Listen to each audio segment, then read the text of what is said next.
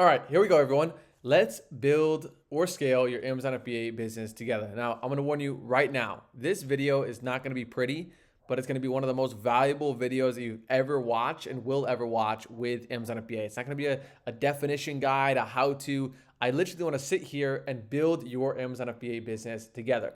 Now, I wanna dial in and focus on one specific way or one specific roadmap based on most of the starting experiences that I hear based off of the people who join into the free community that I have.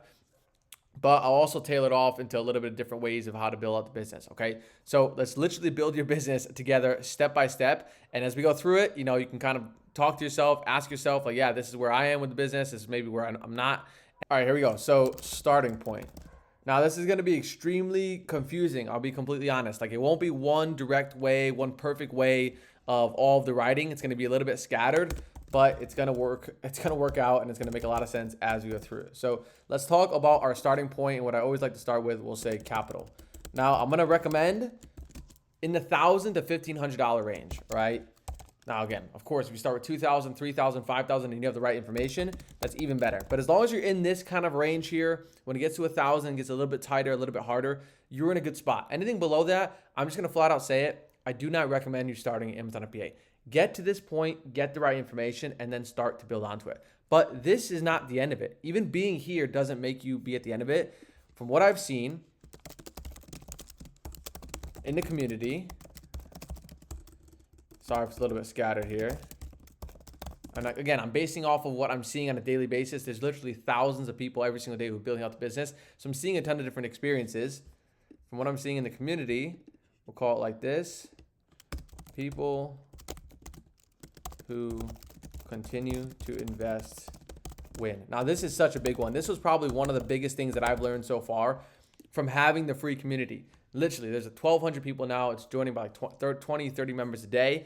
And seeing people who are in the community starting with $1,500 or $1,000 and investing, let's say, for example, $250 or $500, whatever the number may be, on a monthly basis from their paycheck, from their job, from another business, this is how you really win. Because I just want to put this into perspective.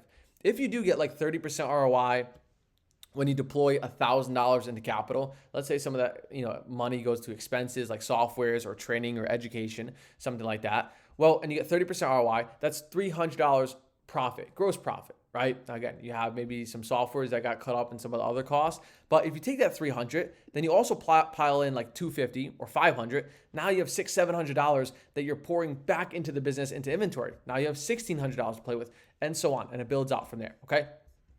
Now I want to talk about business model. I'll first touch on OA a little bit, and as well as hybrid OA, which I'm pretty much coining this word now alongside everybody who watches these videos here with this little trend. But then I'll also touch about wholesale a little bit, but wholesale is not going to be possible to do with $1,500 or anything less, even really anything under $2,500. I would say $3,000 is probably the threshold to get started with wholesale. Now, as you have that $1,500 or $1,000 to spend into inventory, right? I'm going to break down what you spend outside of that. We have Amazon selling account, as you probably know. Maybe you already have your account. And we have 2 softwares. Anything outside of this, you don't need anything else. Maybe this will add up to $100 per month, maybe $90 per month. They're increasing prices basically once in a while, these softwares. So it's about $100 a month that you're gonna need to put aside just for softwares and just for your Amazon selling account. Then you have everything else in the playing field, right? So let's say, for example, again, this is not pretty. I told you it's not gonna be pretty, but it's gonna be super valuable if you're sticking with me. So we have, let's say, $1,200. A little sweet spot between $1,500 and $1,000. We'll just call it $1,200. And you're going to deploy this into 3 leads.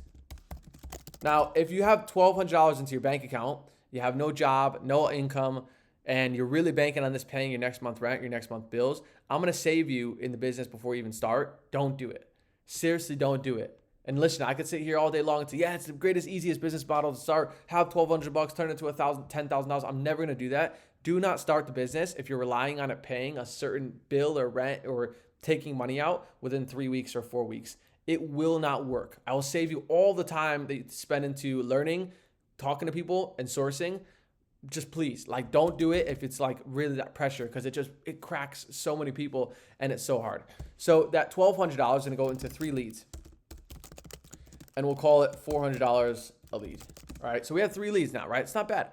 We have $400 into each lead. Again, it might be a little bit concerning spending $400 into something that you're going to hope that it makes money back to you, but this will be important, okay? Instead of just putting $1,200 into one lead or one opportunity, if that doesn't work out for whatever reason, maybe you don't have all of the information, at any point in time, things could happen, things could change with the business, and you could be like surprised or shocked, or it could just not work out. Well, if this becomes a loss, chances are you probably quit, all right? And chances are I quit as well. If I started and I had $1,200 to my name and I invested into the business, maybe even if I had other money coming in to invest more into the business and it went kaput, I would quit. And that's what pretty much everybody does. So you want to spread your diversity across 3 leads. So we're spreading diversity.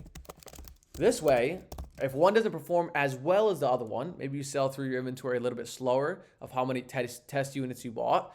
That way, some of the other leads can make up for it. This principle does not change whether you're at your first $1,000 in sales or your next $100,000 in sales. You have to keep yourself wide.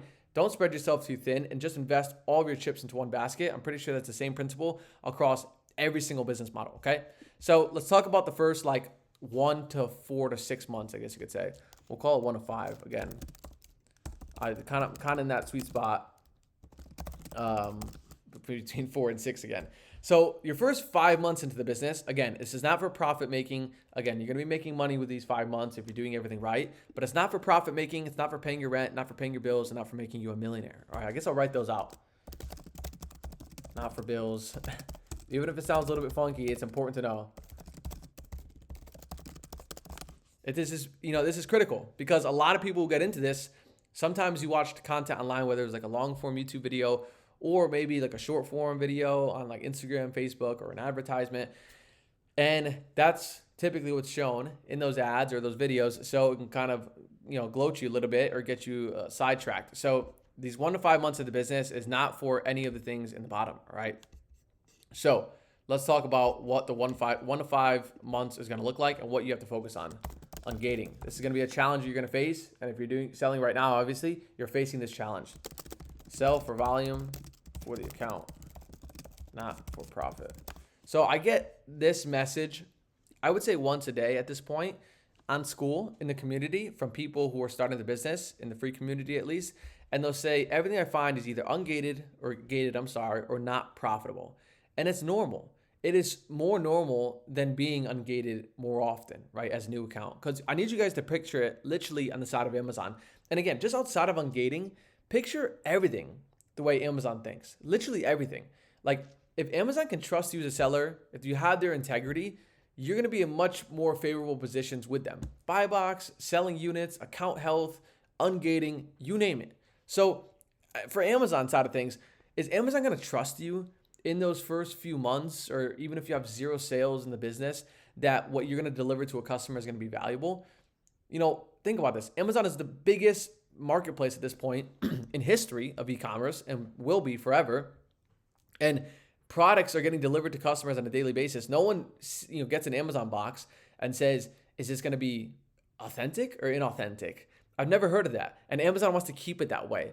So you have to sell for volume for the account, not for profit. Literally, the beginning is the hardest. So I've said this again, maybe 10,000 times at this point, that the beginning is going to be the hardest. But you just have to trust me on it, because if you are in the beginning, it's like you're hitting a wall, and then you turn around. Especially if you don't have the information or right way of doing it, you don't have a network or community, you want to hit that wall, then you want to turn around the other way, okay? But it's all about just getting sale volume, because beginning, we'll say the beginning, the hardest. Got a little period in there, right? Once you get to a point where, let's say your account health is a little bit better, right? 204 account health. And if you don't know what that is, basically every single Amazon seller account starts at 200 for their account health, and then it builds up by 4 points by then as Amazon starts to trust you more and more, all the way to 1,000, I believe the cap number is. But once you start to get to a good number, Amazon says, okay, Jay shipped 100 units of whatever products, 2 or 3 or 4 or 5 of them, and no returns, no refunds, no complaints, no inauthentic complaints. We're starting to trust him. Let's open him up to XYZ brand. Let's open him up to this brand, then this brand, right? Whatever it may be. And over time, that sourcing that you did for 1 hour, right? 1 hour of sourcing that got you, I don't know, 1 lead, turns into 3.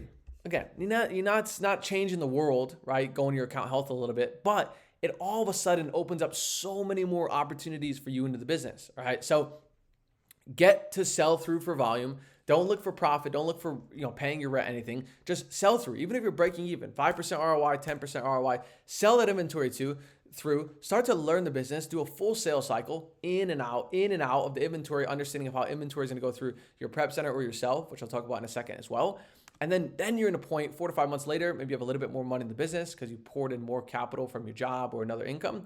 And now you have all the knowledge ready to take off and the growth can be exponentially, all right? But I want to talk about logistics here for a second because I recommend obviously using a prep center. I've been traveling full time while selling on Amazon. So of course I'm going to say prep center. But again, even me, I started with FBM. I started with self-prepping just for a little bit, maybe for like a month or two before I went to the full prep center route. So where would I start for you? So I would say if you have an FBM opportunity that meets all of the requirements, you're perfectly sure on it, go for it, right? Why not? Right? I don't love FBM because it's physically labor intensive. You're shipping products, you're sending them inbound. You have to go to the USPS office, UPS office, and you're doing business out of your house. But if you have it, go for it. Chase the opportunity, especially if you're ungated and it's profitable, right? Why not, right? You can't just be like the CEO of the business, even on day one. Of course, you're going to be the CEO, but you want to be scrappy. You want to get your hands dirty a little bit. So go for the FBM opportunity. Now, as far as FBA, self-prep versus prep center from day one, I wouldn't say there's much of a difference. Honestly, I've met so many people who have started with a prep center, who have started with self-prep. Of course, the biggest benefit I think with self-prep is speed, right? You see the inventory into your home. You want to get it out as soon as possible because you just started this exciting business. So that's one of the biggest benefits with self-prep and you having like the flexibility of doing returns or any issues that pop up. But with a prep center, if you have a really good one, they're going to be on top of it as well. It's not a money thing. Believe me, it's not really a money thing because if you work with a prep center in a sales tax-free state and you live in somewhere like California, the cost you're spending on sales tax to buy online arbitrage inventory is basically washed with a prep center. And when you throw in the fact that you don't have to touch a product ever, it's really washed, right? You're making a lot more money by just using a prep center and letting them handle that process. So that way you can focus on sourcing, right? You have a lot of hours to do with sourcing, learning, and networking. Focus on that. Have the prep center do that side of things. And again, we're not working for profit in the early days. We're working through for sales volume to really start to build out the business that way. Now, in that 6-month mark, I would say 6 to 9 months, I want to talk about leveraging credit or getting more money. Now, again, you have to be responsible. You have to be accountable. But this is important to talk about because I see a lot of people jump into this and I jumped into it as well in my early days. And this is a really good way to scale the business to a really, really big height. But again, you have to be careful because at the end of the day, we're playing on Amazon's playing field and you don't want to just buy, hundreds of millions of dollars worth of inventory on either you don't know what you're doing or you can't make up for it. So when you get to that 6 to 9 month mark, credit cards come into play, all right? Now, I'm going to recommend credit cards. They don't have an interest rate for the first 12 months, kind of like a no APR bonus. But using a credit card, even like a 3K to 5K limit, ideally it's a business credit card. I don't really recommend going with a personal credit card just because there's different benefits to it. So if you have a business established at this point, maybe 6 months in, 4 months in, or whatever you're going to get your credit card, this is kind of the time to get a business card, no APR for the first 12 months, get a little bit of a benefit there. But now you just injected $3,000 to $5,000 of capital into the business. So you have your own money, what you built up over the course of 5 months, and you also have credit cards. Now you have a playing field of $5,000. Let's say you set $1,000 aside for backup costs, emergency fees, softwares, anything like that. You now have $4,000 to play with. Okay, now this is not a game. It's not like, playing a slot machine. I'm not going to say to play with, but I just like to kind of bring it down to those terms, okay? So how much further do you think $4,000 can get you into inventory than what we started with $1,200? So much further. I'm not saying it just automatically results in 10 leads or 12 leads to start buying, but now maybe we can go deep into 7 leads, right? Now we have let's say, or 6 leads, right? We have 6 leads and on average we're spending, $800 or something like that, $700. That's $4,200, but that's not bad, okay? Now we have $700 into 6 quality leads. So what you want to do is you literally want to look at your catalog, scrape the best leads, right? If you have a catalog of 10 products, 15 buyable products, scrape the best ones down to 7 or 6, get to your number and go to buy those and be really specific with that. And it doesn't mean just, okay, start to sell through that inventory, take some of that credit, and then all of a sudden start to find new leads after those 6, because you don't always just have to find one-time opportunities. Look to replenish plus find new ones. So look to replenish plus find more. This is big, right? You always want to keep stacking a better and better catalog. Doesn't mean just ROIs, doesn't mean just anything else. It means categories as well, finding better categories, better niches, better long-term opportunities, hybrid OA, regular OA. If you've never heard of that before, check out some of the other videos I have. I dive into it so much now at this point. It's such a good business model to do with Amazon. But you want to make sure you're focusing on replenishing the products and then finding more leads and more opportunities, okay? Now, literally, I'll put a little area to make it cool, to make it look a little bit better than all this text that I have here. After you're doing all this, continue to do more of what works. As you continue to get more capital in the business, you leverage more credit, you have more money into the business, you start to maybe pull out a percentage of profit to yourself, and you just continue to network with other sellers, join a community, start to meet people, ask questions, don't fail as much. It just spirals over into a bigger business at a faster pace.